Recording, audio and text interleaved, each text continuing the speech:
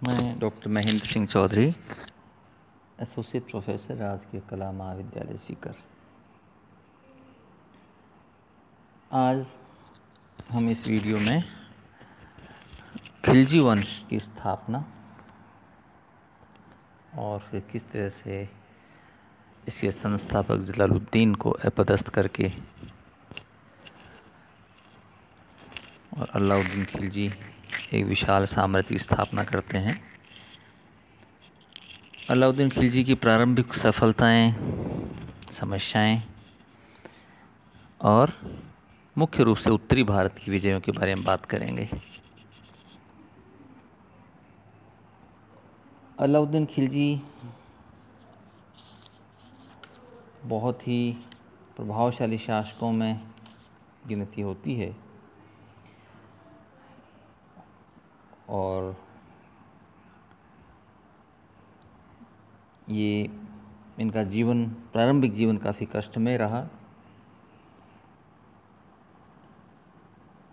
जलालुद्दीन खिलजी जो दिल्ली सल्तनत के संस्थापक थे, 1290 में खिलजी वंश की स्थापना की।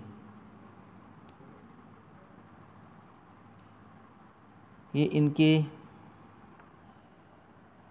भाई शिहाबुद्दीन महमूद मसूद खिलजी के पुत्र थे। बाल्यकाल में ही अलाउद्दीन खिलजी के पिताजी की मृत्यु हो गई और उसका सारा उत्तरदायित्व उसके चाचा जो खिलजी शासक थे जलालुद्दीन, उन्होंने इनका लालन पालन किया और बाद में अपनी पुत्री से ही विवाह कर दिया, अर्थात अलाउद्दीन को अपना दामाद और भतीजा जो दामाद बना दिया और उसे ऊंचे प्रशासनिक पद भी दिए, जैसे अमीर तुजुक बनाना, अर्थात अलग अलग जो फेस्टिवल्स होते हैं उनके बारे में उसका सारा कार्यभार उसे दिया गया। इतना ही नहीं, उसे कड़ा जो प्रांत था वहाँ का गवर्नर नियुक्त किया गया, क्योंकि वहाँ मलिक छज्जू ने विद्रोह कर दिया था। उसके बाद वहाँ का गवर्नर इसे बनाया गया। कड़ा में जो छज्जू के समर्थक थे, जब उनसे इसकी भेंट हुई तो उसे एक विशाल सेना संगठित करने और सिंहासन पर अधिकार करने के लिए उकसाया गया। ऐसे सुझाव को, जिसमें ऐसा प्रलोभन हो, अलाउद्दीन को अच्छा लगा, क्योंकि वो बहुत महत्वाकांक्षी था। इतना ही नहीं, इसके साथ साथ में वो अपनी पत्नी से भी काफ़ी परेशान था और उसकी सास अर्थात जलालुद्दीन की पत्नी मलिका जहान के प्रभाव से मुक्त होना चाहता था। इसलिए इस वजह से उसका पारिवारिक जीवन बड़ा दुखी था। अलाउद्दीन को भिलसा में भिलसा आक्रमण के समय लूट से बहुत सारा धन मिला था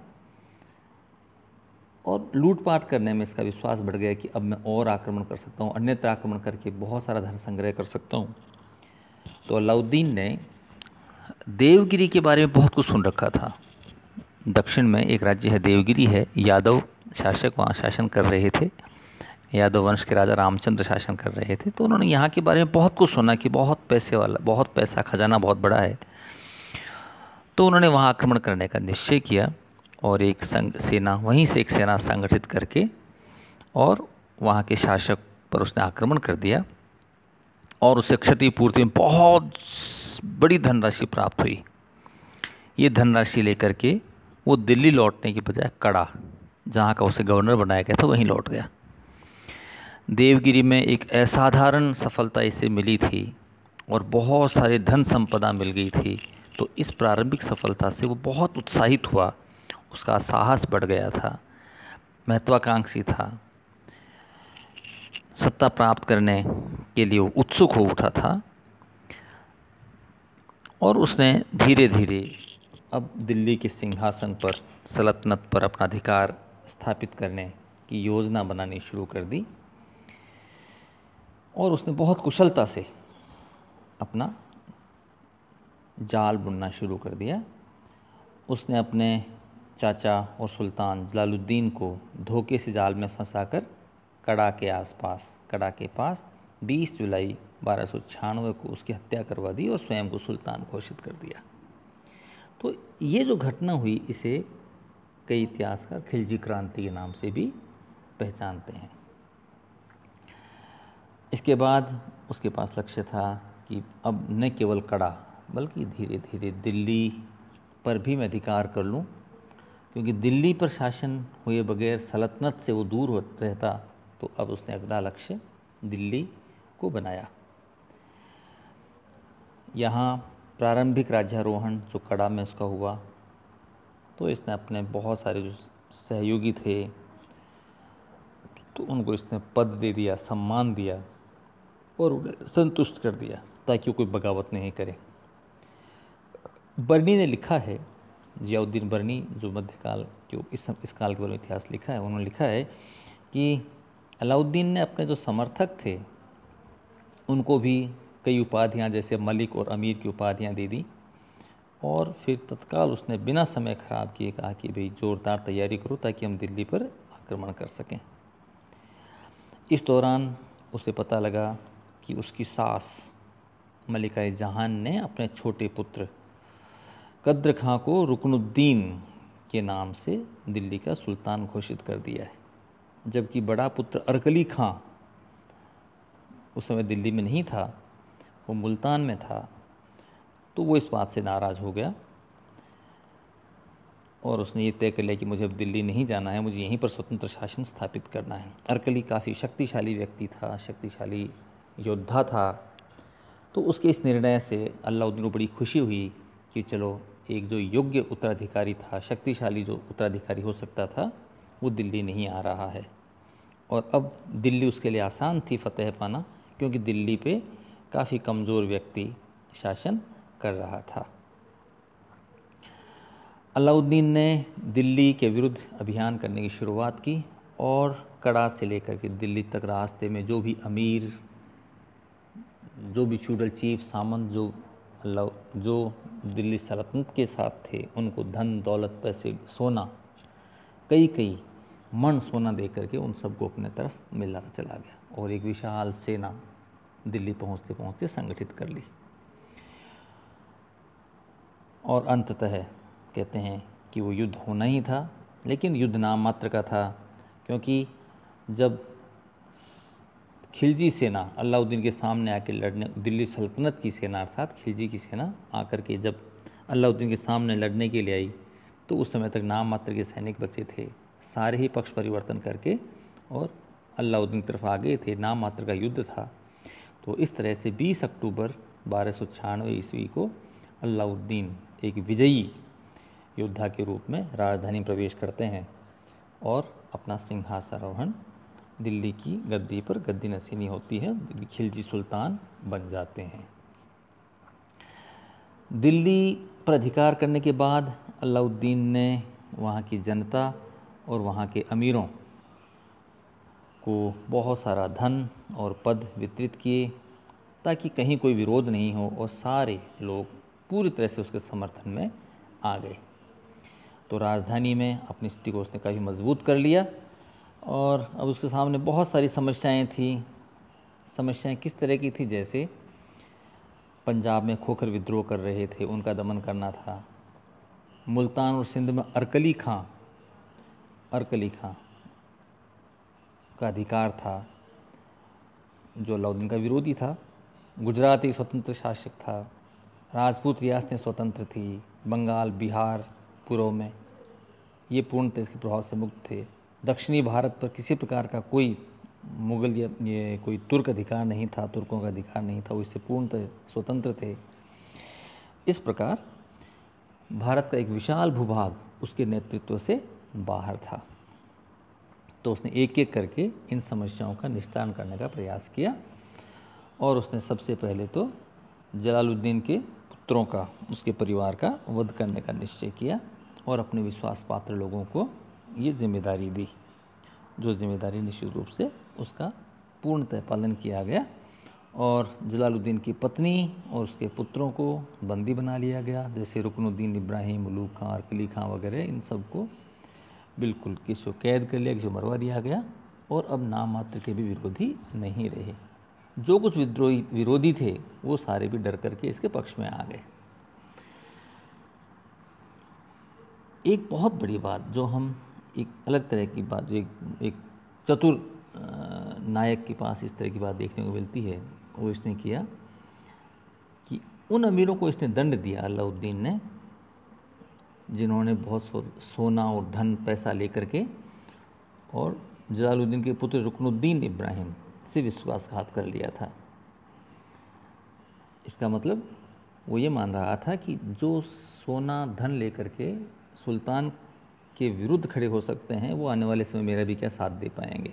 तो उनको लेसन ऐसे लोगों को एक शिक्षा देने के लिए, डराने के लिए और अपनी शक्ति को मजबूत करने के लिए इस तरह का निर्णय अलाउद्दीन ने किया।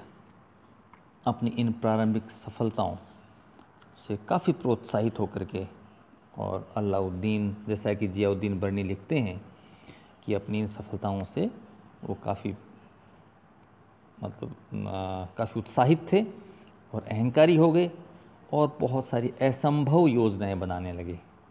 सिकंदर महान जैसे सपने लेने लगे, विश्व विजय का स्वप्न देखने लगे, नए धर्म को शुरू करने की बात सोचने लगे। तो ऐसी स्थिति में कहते हैं कि उनके बहुत नज़दीक के मित्र और दिल्ली के कोतवाल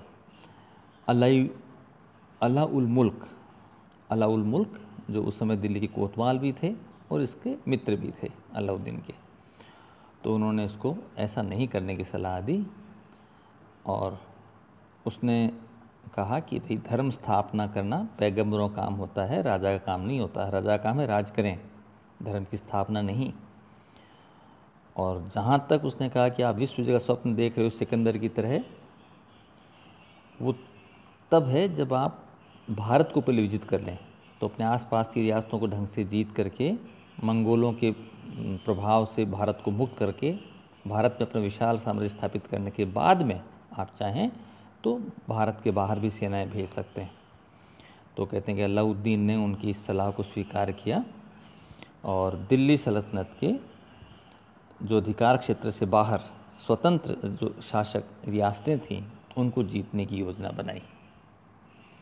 उसकी इस साम्राज्य विस्तार को हम दो भागों में बांटते हैं अध्ययन की सहूलियत के लिए। एक भाग तो हम कहते हैं उत्तरी भारत की रियासत और दूसरा हिस्सा है दक्षिण भारत की रियासतें। तो दक्षिणी भारत की रियासतों में जैसे देवगिरी, तेलंगाना, होयसल, पांड्य राज्य, इनकी बात हम अगले वीडियो में करेंगे। और आज हम बात करेंगे, इस वीडियो में बात कर रहे हैं उत्तरी भारत की विभिन्न रियासतों को जीत करके किस तरह से अलाउद्दीन खिलजी ने एक विशाल साम्राज्य की स्थापना की। और ये मजबूरी थी कि उत्तरी भारत को जीतना, क्योंकि ये दिल्ली के आसपास समीपस्थ प्रांत थे, इनको जीत करके और सीधे अपने नियंत्रण में अपने राज्य में विलीनीकरण का मर्ज कर लिया और सीधा नियंत्रण अपना एक व्यक्ति वहाँ स्थापित करके सीधा नियंत्रण दिल्ली के नियंत्रण में ले लिया, क्योंकि ये बहुत नज़दीक थे, दिल्ली से दूर नहीं थे और इन पर आसानी से वो नियंत्रण रख सकते थे। अतः इनको जीत करके उसने सल्तनत के साम्राज्य मिला लिया और यहाँ का शासन चलाने के लिए उसने यहाँ पर अपना एक विश्वास पात्र व्यक्ति अर्थात गवर्नर नियुक्त कर दिया। तो उत्तरी भारत की विजयों में हम बात करते हैं सबसे पहले गुजरात की। गुजरात में 1299 ईस्वी में उसने उलूग खां और नसरत खां के अधीन की सेना के साथ आक्रमण किया। वहाँ पर बघेल राजा कर्णदेव शासन कर रहे थे और वो कहते हैं वहाँ से देवगिरी और भग गए। तो उनकी रानी कमला देवी से सुल्तान ने शादी कर ली और तुर्कों ने उस अभियान के दौरान तुर्कों ने कहते खंबात के बंदरगाह को लूटा, वहाँ से उसे अपार धन संपत्ति मिली। तो आगे चलकर उसको काफ़ी आर्थिक उसकी आवश्यकताओं को पूर्ति करता है। साथ में एक बड़ी सफलता जो उसे गुजरात में मिली थी वो थी कि यहीं पर उसे खंबात के बंदरगाह से ही उसे एक दास मिला, गुलाम मिला, मलिक काफूर, जिसके नाम से अलाउद्दीन के बाद का जो सैनिक उपलब्धियां हैं वो इसके नाम से ही जानी जाती हैं। क्योंकि दक्षिण भारत की स्पेशल जो विजयें थी उन सब में मलिक काफूर का बहुत महत्वपूर्ण योगदान रहा है। तो मलिक काफूर भी उसे गुजरात अभियान के बाद ही मिला। दूसरी बड़ी सफलता 1300 ईस्वी के आसपास का रणथंभौर में हुआ। रणथंभौर में नसरत खां मारा गया और हमीर ने, कहते हैं, उसकी शाही सेना को वहाँ से खदेड़ के बाहर कर दिया। तो इस असफलता से क्रोधित होके और अलाउद्दीन स्वयं अपनी सेना लेकर के 1301 में रणथंभौर पहुंचा और हमीर देव के प्रधानमंत्री रणमल की मदद से किले पर आक्रमण कर दिया और विजय हासिल कर ली। अब इससे एक बहुत सामरिक महत्व का किला उसके अधिकार में आ गया। रणथंभौर का किला अभेद्य दुर्ग माना जाता है, बहुत महत्वपूर्ण किला था जो उत्तरी और दक्षिण भारत की सीमा पर स्थित था और यहाँ से होकर के व्यापारिक मार्ग दक्षिण भारत में जाया करते थे। तो ये बहुत महत्वपूर्ण किला था, इसकी लोकेशन बहुत इंपॉर्टेंट थी। तो ऐसा सामरिक महत्व का किला उसके अधिकार में आ गया और कुछ विरोधी जो मुस्लिम सरदार थे वो भी युद्ध में काम में आए।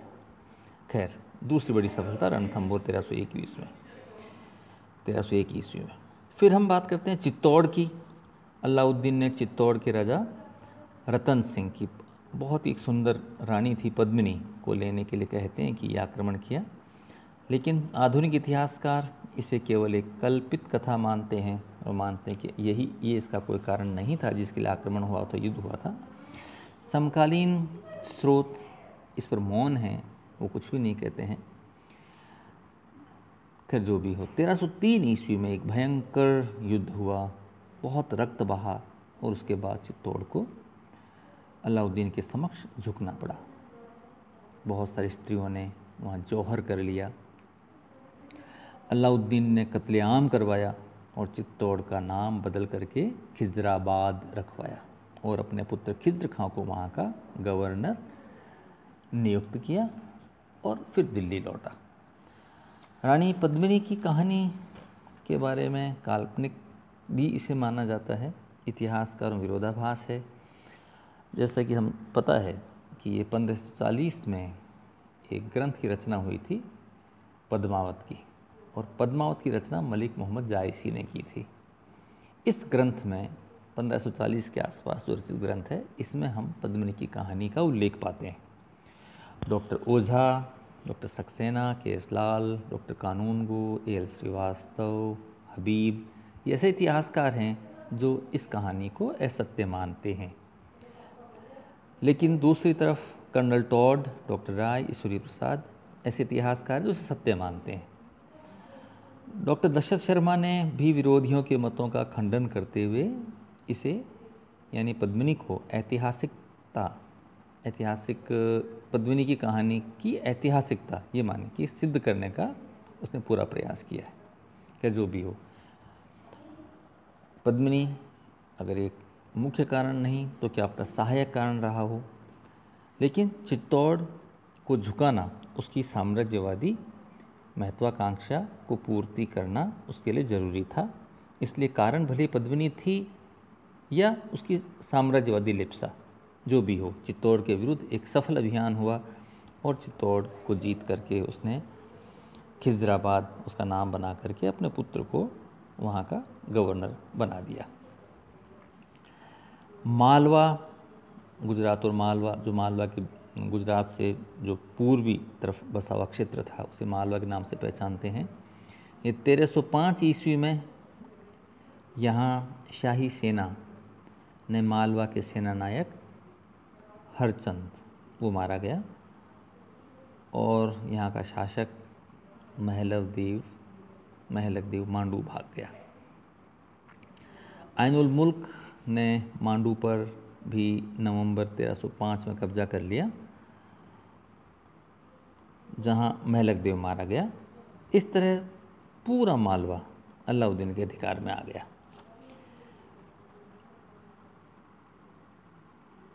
अगली जो बड़ी सफलता है